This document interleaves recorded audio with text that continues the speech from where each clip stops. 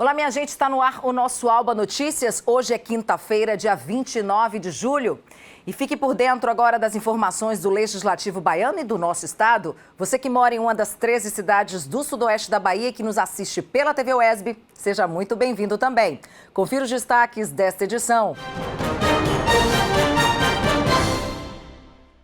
Vacina contra a Covid-19 chega à faixa dos 33 anos em Salvador. Merenda reforçada, governo anuncia inclusão de mais uma refeição nos colégios públicos do estado. Educação, uma reportagem especial sobre o centenário de Paulo Freire. Tem o momento do esporte com as notícias da Copa do Brasil e as emoções de hoje das Olimpíadas de Tóquio. E as dicas da nossa agenda cultural para você programar muito bem seu fim de semana.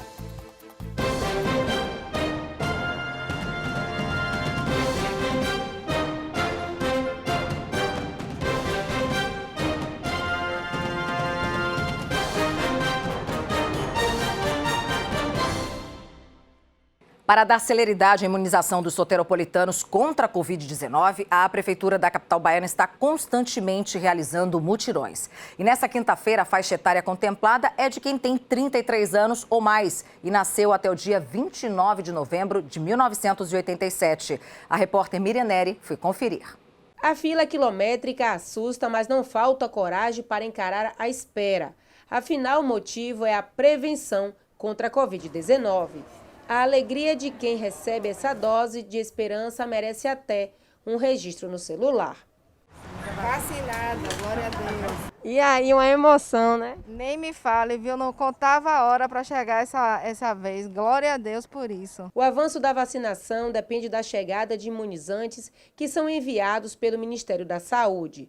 Quando as doses chegam, a Prefeitura realiza mutirões como o de hoje, com o objetivo de vacinar o maior número possível de pessoas. A subcoordenadora de imunização de Salvador falou sobre os critérios que o órgão tem adotado para agilizar ainda mais os trabalhos dos técnicos de enfermagem. Esperamos, ter vacinas com regularidade para que a gente não tenha interrupção da vacinação de primeira dose. O que a gente chama a atenção da população dessa faixa de idade e as demais é que elas atualizem sua situação de cadastro em relação ao cartão SUS de Salvador, pelo fato de que muitas pessoas estão se dirigindo ao ponto de vacinação sem estar com o nome na lista. Então, é muito importante estar com o nome na lista, significa estar com o cadastro do SUS atualizado. Então, quando chegar a sua vez, você já cumpriu essa etapa de estar com o cadastro ok, é só comparecer a um ponto de vacinação para que o procedimento de vacinação seja feito. Nesta quinta-feira foram vacinadas pessoas com 33 anos ou mais, nascidas até o dia 29 de novembro de 1987. Já estão em andamento os estudos sobre a imunização de jovens com idade entre 12 e 17 anos, principalmente os que têm comorbidades e deficiência física. A partir das discussões de estar vacinando esse público após a retomada, a gente completar o escalonamento de idade, já sabendo que a gente precisaria ter comprovações em relação a esse grupo, como foi solicitado em relação aos portadores de doenças crônicas, a Secretaria já se antecipou e já solicitou que os médicos assistentes já deu acesso para que eles pudessem estar cadastrando seus pacientes nessa faixa de idade, os portadores de doenças crônicas, e assim, na ocasião em que liberar a vacinação, a gente já vai ter um grande número de adolescentes cadastrados. A vacina é uma proteção individual e uma necessidade coletiva. Por isso, fique atento aos chamados e, logo que puder, garanta a sua dose de esperança. E aí, levou quanto tempo para tomar essa furadinha? Uma semana. Uma semana? Foi. E como é que você se sente agora? Bem melhor, bem melhor. Valeu a pena a espera? Garantia só. Valeu a pena a espera? Valeu. Demorou um pouco para chegar à meia idade, mas valeu a pena, com certeza, sem dúvida alguma. Se sente imunizada agora? Com certeza. A Secretaria de Educação da Bahia acaba de ampliar o cardápio nutricional dos estudantes da rede pública de ensino.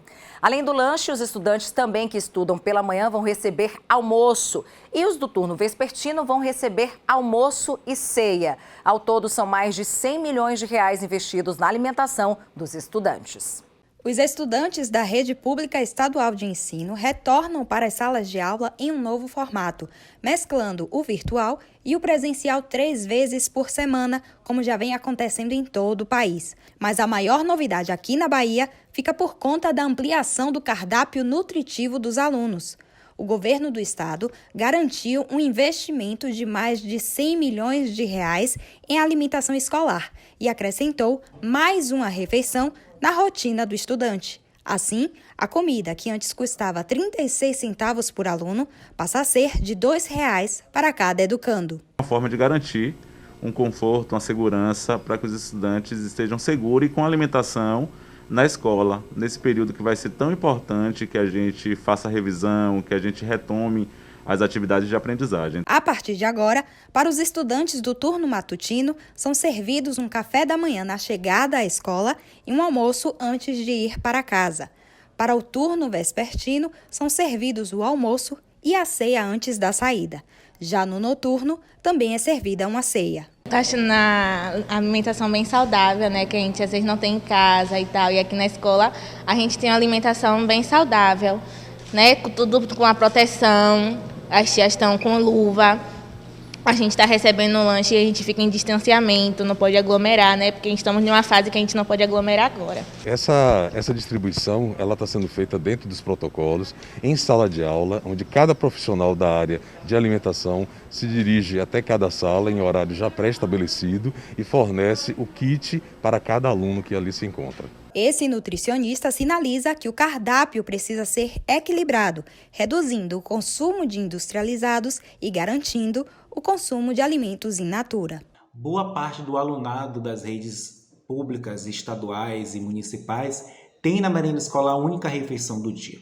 Então é através de uma boa alimentação, de uma refeição equilibrada que a gente garante a oferta de substratos energéticos, de vitaminas e minerais para um pleno desenvolvimento cognitivo, intelectual e físico desses alunos. Então, com a oferta de uma alimentação e de um cardápio bem elaborado, a gente está garantindo aí que esses alunos tenham todos os substratos, todo o lastro energético necessário para o seu desenvolvimento. A seguir tem um momento do esporte. Olha, os times baianos perderam na Copa do Brasil e não estão bem na competição não, viu? Mas tem notícia boa de Tóquio. Na ginástica artística, Rebeca Andrade fez história. Não saia daí, a gente volta já.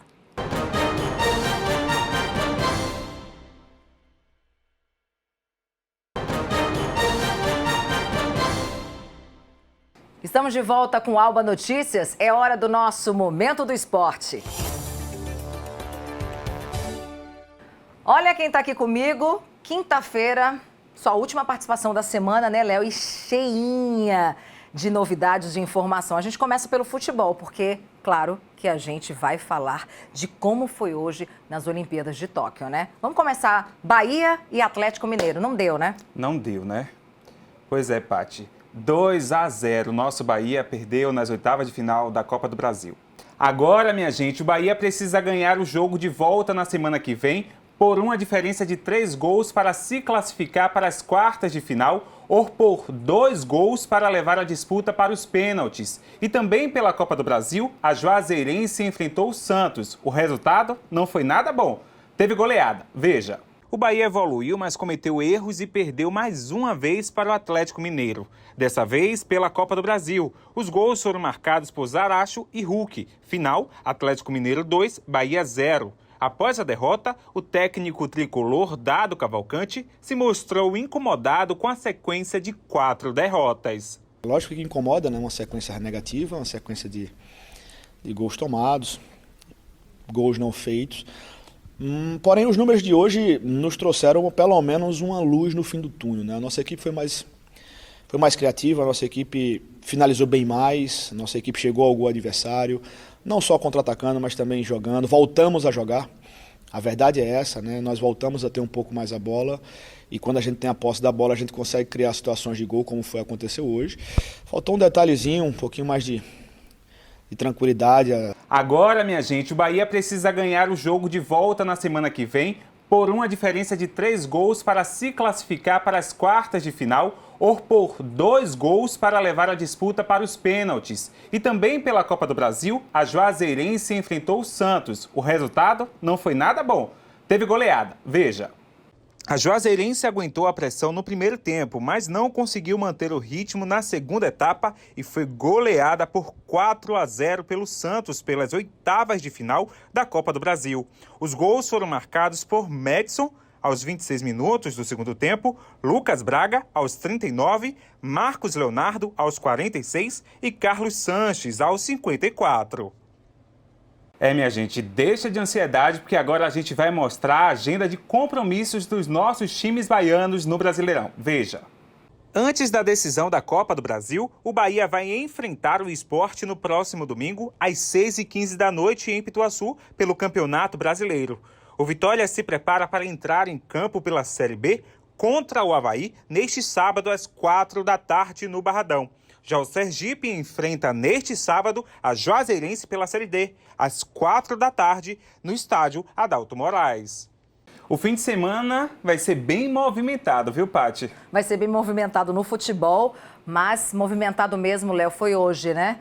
Hoje eu fiquei, confirmo para você, um pouquinho no computador, um pouquinho na televisão, porque hoje foi incrível. Tanto o Herbert Conceição quanto o Rebeca mandaram ver, viu? Ainda teve vitória também no judô, né? Mas vamos com calma. A gente não pode deixar de falar da vitória nesta quinta do baiano Herbert Conceição no boxe. E a estreia dele hoje não podia ser melhor. O soteropolitano derrotou o chinês Herbiek Toeta por pontos. 3-2 a favor do baiano. Sendo assim, Herbert Conceição vai para as quartas de final e enfrentará no domingo, dia 1º de agosto, a Bilkiran Amankul, do Cazaquistão. Aqui na Bahia, Herbert é treinado por ninguém melhor do que Luiz Dória, que já criou grandes atletas do boxe, né, Paty? Grandes campeões mesmo, né? Como Popó Freitas, a gente tem Adriana Araújo, 2 baianos soteropolitanos aqui, campeões mundiais que já trouxeram várias medalhas pra gente. E Herbert também já fez sucesso. Não é a primeira vez não, viu, que Herbert ganha uma medalhinha, viu? Pois é, teve Pan-Americano, né? Isso, em 2019. E teve também o Mundial de boxe em 2019. Lembrando que a gente tem 2 baianos que estão fazendo sucesso no boxe lá, né? Ontem a gente falou de Keno Marley, de Conceição do Almeida, gente, e hoje teve a estreia de Herbert Conceição. E já estreia com vitória. Mas na ginástica artística, Rebeca Andrade fez história na manhã desta quinta no Brasil. Ela conquistou a primeira medalha olímpica da história da ginástica artística feminina no nosso país. A brasileira de 22 anos ficou com a prata na disputa individual dos Jogos Olímpicos de Tóquio 2020. E Rebeca pode continuar fazendo história em Tóquio. A ginasta brasileira ainda vai disputar 2 finais. A primeira é no salto, marcada para domingo, dia 1º, e depois, na segunda, dia 2, a competição será no solo. Gente, foi um espetáculo essa menina. Acho que todo o país parou para assistir, porque a ginástica artística, ela impressiona muito, né? E todo mundo também teve aquele momento, né, que ela passou por fora do que ela tinha que, né, se jogar ali, e aí todo mundo falou, pronto, não temos mais o ouro, mas temos a prata. Pois é, mas a gente também teve a nossa segunda medalha no judô, né? Agora dessa vez no feminino. Mayra também fez história, né? A judoca Mayra Aguiar. A brasileira venceu a sul-coreana Yeon Poripon com imobilização e conquistou a 3ª medalha olímpica na carreira.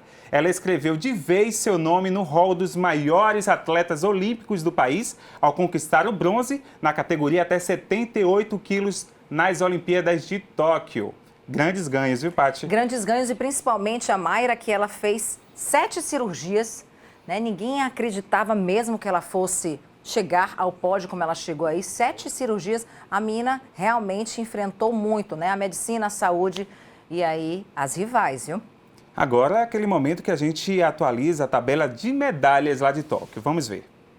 O Brasil subiu na tabela de medalhas das Olimpíadas de Tóquio. Agora o país está na 17ª posição, com 7 medalhas, 1 de ouro no surf, 3 de prata, sendo 2 do skate e 1 da ginástica artística, e 3 de bronze, conquistas do judô e da natação.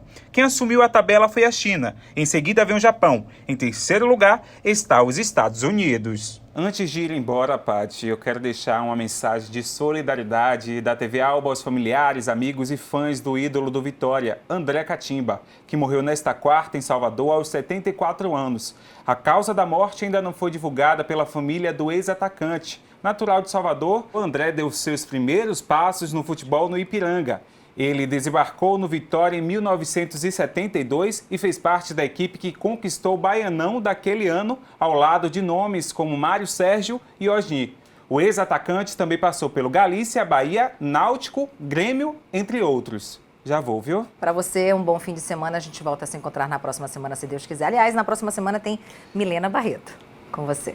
Olha, minha gente, atenção você que é professor e foi aprovado pelo Regime Especial de Direito Administrativo REDA. Fiquem a postos porque a convocação vai começar, viu? Confira os detalhes agora, direto da redação. É isso mesmo, Patrícia. 214 professores da Rede Estadual de Educação Profissional e Tecnológica deverão encaminhar a documentação exigida em edital. A entrega pode ser presencial até o dia 11 de agosto ou no site que aparece aqui na tela. Os interessados devem acessar o portal da educação e conferir a lista. Voltamos ao estúdio. No próximo bloco, você vai conferir uma matéria especial sobre o centenário do patrono da educação brasileira, Paulo Freire. E tem as dicas da nossa agenda cultural. O intervalo é rapidinho, viu? A gente volta já.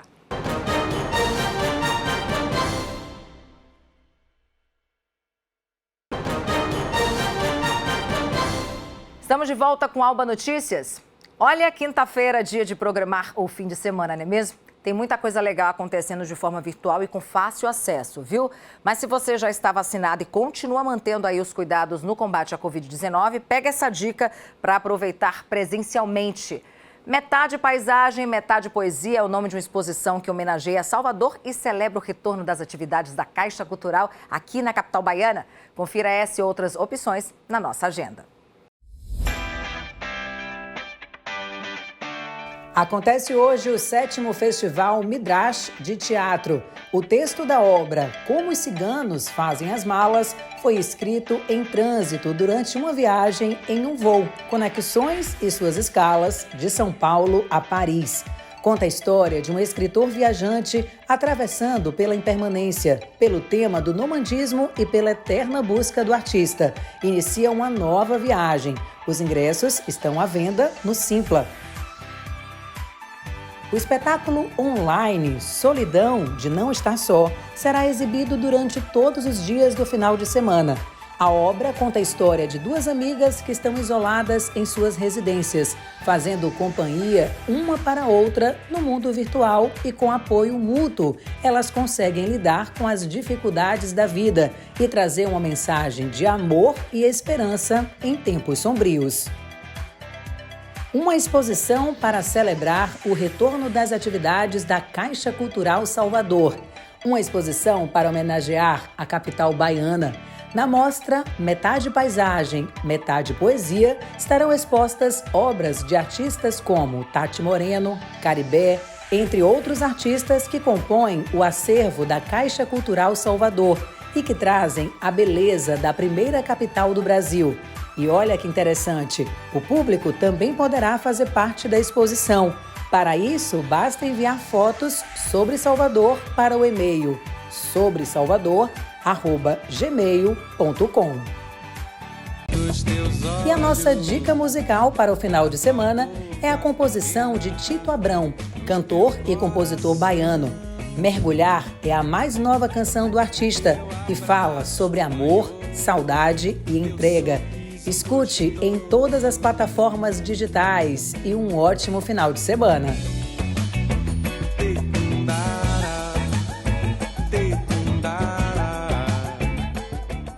E agora vamos falar de um dos pensadores mais notáveis na história da pedagogia mundial, que é também o patrono da educação brasileira. Se estivesse vivo, Paulo Freire completaria 100 anos em 2021. E diante desta data tão importante, nossa parceira TV UESB está produzindo uma série de reportagens sobre o legado deixado por Paulo Freire, que vai além das fronteiras da educação, entrando por vários outros campos do conhecimento. Vamos ver a primeira matéria dessa série. Autor da obra Pedagogia do Oprimido, entre muitas outras, Paulo Freire é o terceiro teórico mais citado em trabalhos na área de humanas, em nível mundial. Reconhecido pelo método de alfabetização desenvolvido na década de 60 e aplicado com sucesso entre cortadores de cana-de-açúcar em Angicos, no Rio Grande do Norte, o pernambucano é patrono da educação brasileira desde 2012. O ano de 2021 celebra-se o centenário de Paulo Freire. Esse momento que a gente está fazendo junto à TV UESB e à Rádio UESB é para homenagear o Paulo Freire nesses 100 anos que ele completa agora dia 19 de setembro. Então a gente vai estar fazendo uma sequência de diálogos com pessoas de diferentes partes do mundo. Isso é muito importante para a gente evidenciar e explicitar a relevância desse legado, dessa obra. E legado não como algo que se passou, eu costumo dizer isso, né? Mas como algo que a gente pode transformar e concretamente vivenciar em nosso cotidiano. Eu diria que nesse contexto que a gente vive no Brasil, o Paulo Freire é mais do que necessário. Ele é uma força potente para combater discursos autoritários, para combater discursos que vão contra a ciência, etc., né? Paulo Freire também é o cidadão brasileiro mais homenageado mundo afora, detentor de mais de 30 títulos de doutor honoris causa e cerca de 20 prêmios concedidos por diversas universidades e instituições nacionais e internacionais. O seu legado inspirou muitos mestres, como o professor Florencio Mendes Varela, de Cabo Verde, na África. Paulo Freire havia estado aqui em Cabo Verde em 1977 e 1979 para dirigir seminários de formação dos coordenadores de alfabetização. Até ainda guardo comigo uma relíquia extraordinária, a exposição dele sobre as tarefas dos coordenadores de alfabetização. A partir dos anos 90, tive já uma interação muito mais consistente, já como educador, participando de intercâmbios alternados, aqui em Cabo Verde, com a equipe do IDAC, e no Brasil, na PUC, com o Núcleo de Trabalhos Comunitários e o pessoal do Instituto Paulo Freire, ao longo dos anos 90, até o falecimento de Paulo Freire, e a partir dali foi, digamos, um renascer, uma espécie de renascimento de Paulo Freire após sua morte. Ao longo deste ano, uma série de atividades estarão sendo realizadas para celebrar os 100 anos do pedagogo. E aqui na TV UESB não poderia ser diferente. Ao longo desse segundo semestre, conversaremos com diversos especialistas sobre o contexto da obra de Paulo Freire, principalmente no atual cenário da educação brasileira. Na programação, informações sobre a trajetória de Paulo Freire, destacando algumas das principais datas de sua biografia, desde o nascimento em 19 de setembro de 1921, a sua morte em 2 de maio de 1997. Ele sempre refletiu e pensou o seu tempo presente. Isso, em outras palavras, o professor Florencio disse isso, né? É um pensador do tempo presente, mas que, obviamente, não perdia a dimensão histórica da própria construção da humanidade, da realidade, né? Para que pudéssemos projetar, né? Pensar o futuro, o presente e futuro, como eu gosto de finalizar nesse sentido. Por que isso? Para fazê-lo menos feio, para fazê-lo menos injusto, não é? Para fazê-lo menos desigual. O que é que esse contexto pandêmico também nos revelou do ponto de vista da educação básica e da educação no ensino superior? A forte desigualdade social a que as crianças, adolescentes, jovens, pessoas adultas, idosas que não aprenderam a ler e escrever, elas estão submetidas. Quer dizer, uma criança que não tem um tablet em casa, que não tem um computador, que não tem acesso à internet, que não tem acesso às condições materiais básicas, às vezes até à energia, né? Quer dizer, as condições mínimas para que, de fato, a educação remota, que é o que a gente tem vivido mais fortemente no Brasil, pudesse ocorrer, né? Nós nos deparamos com essa realidade. Paulo Freire desenvolveu um trabalho considerado clássico na sua área, mas seu legado transborda as fronteiras da educação, entrando por vários outros campos do conhecimento. Ele deixou marcas profundas em muitas pessoas e profissionais de diferentes áreas, não apenas pelas suas ideias, mas, sobretudo, pelo compromisso ético-político. A concepção educacional, a concepção freiriana da educação, como nós dizemos no campo da pedagogia, realçando o diálogo e a conscientização. A conscientização está além do conhecimento da realidade e das suas mudanças sociais. É necessário interagir com o processo de evolução, conscientizando todos através da análise crítica, fazendo parte do mesmo núcleo gerador dessa desejada transformação. Minha gente, valeu, viu, equipe da TV UESB? Eu já estou ansiosa aí pelas próximas reportagens sobre esse grande educador que nos orgulha e muito, viu? Olha, a gente fica por aqui, você pode rever as matérias e acompanhar a nossa programação nas redes sociais aqui da TV Alba. Tem YouTube, tem Instagram e tem Facebook e também no nosso site, al.ba.gov.br. Para rever o Jornal na TV, fique ligado na reprise do Alba Notícias, sempre 7 horas da manhã. Olha, amanhã a gente se encontra, viu? Amanhã é sexta, até lá!